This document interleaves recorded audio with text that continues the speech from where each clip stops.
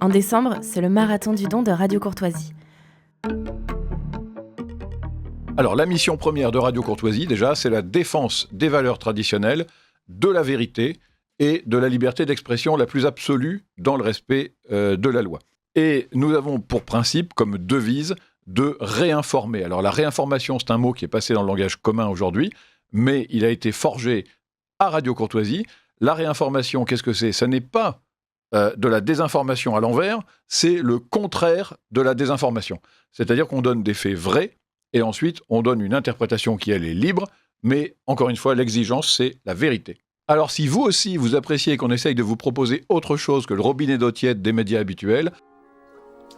Oula, c'est tiède. Si vous appréciez qu'on essaye d'approcher avec vous de la vérité, eh bien, participez à notre marathon du don. Donnez-nous les moyens de défendre vos idées. Rendez-vous sur soutenir.rc.fr. 7h, 10h sur Radio Courtoisie, suivez la ligne droite. Bonjour Pascal. Bonjour Maude. Ce matin, vous nous parlez du difficile recrutement de pompiers volontaires, Pascal Pointu. Oui, c'est un sujet qui est très peu évoqué dans la presse et sur les chaînes télé, mais malheureusement, 78% de nos sapeurs-pompiers sont issus du volontariat et ils prennent rien qu'à eux seuls 67% des interventions, que ce soit secours aux personnes, lutte contre l'incendie, les accidents de la route, les risques industriels ou la protection de l'environnement. Mais voilà, depuis plusieurs années, les départements, puisque ce sont les départements qui sont en charge des SDIS, des services départementaux d'incendie et de secours, avec nos 198 800 sapeurs-pompiers volontaires, on a beaucoup de mal à se renouveler, et notamment, bien entendu, en zone rurale. Pourquoi ?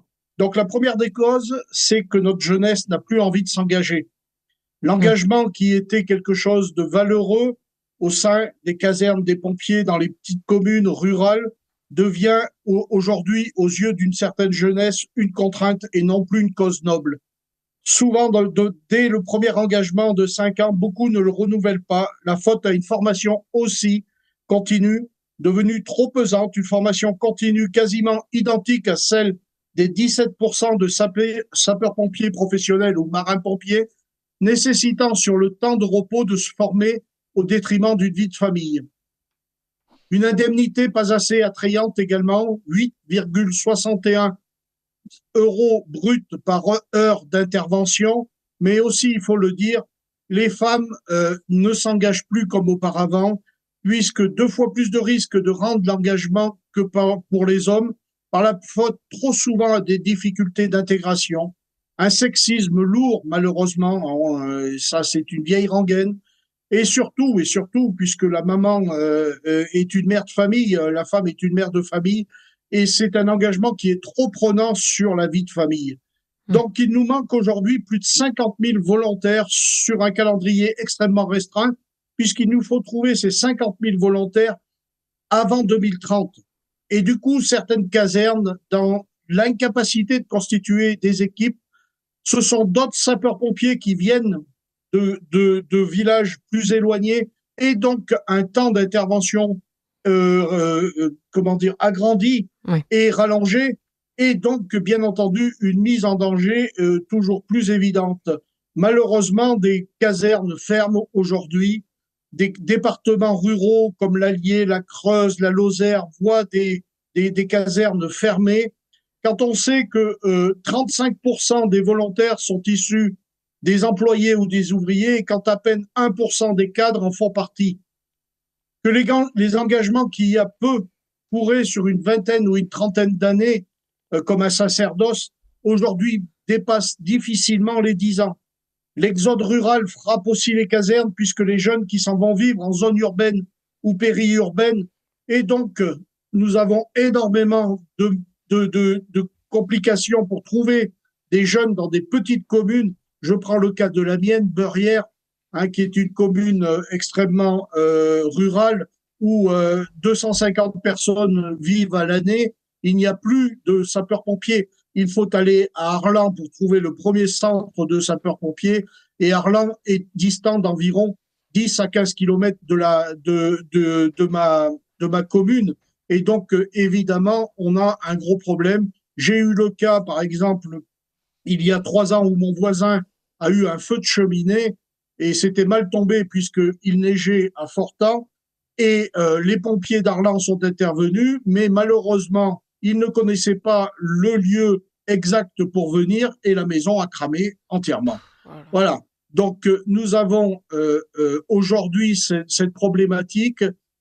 Nous avons ce besoin essentiel pour les communes et pour le secours aux personnes de trouver des volontaires. Et je crains malheureusement, avec les temps qui courent, avec ce sentiment égoïste malheureusement, de privilégier les loisirs à un engagement noble pour la défense de nos communes et pour assurer la sécurité au sein de nos communes rurales, je crains mal que nous puissions faire face et malheureusement, je vois mal comment qu'on pourra trouver des solutions puisque même si on a revalorisé les indemnités, même si on verse annuellement une prestation de fidélité et de reconnaissance qui est équivalent à une petite retraite pour une ancienneté de 20 à 24 ans, c'est 450 €. Pour 25 à 29 ans, c'est 900 €.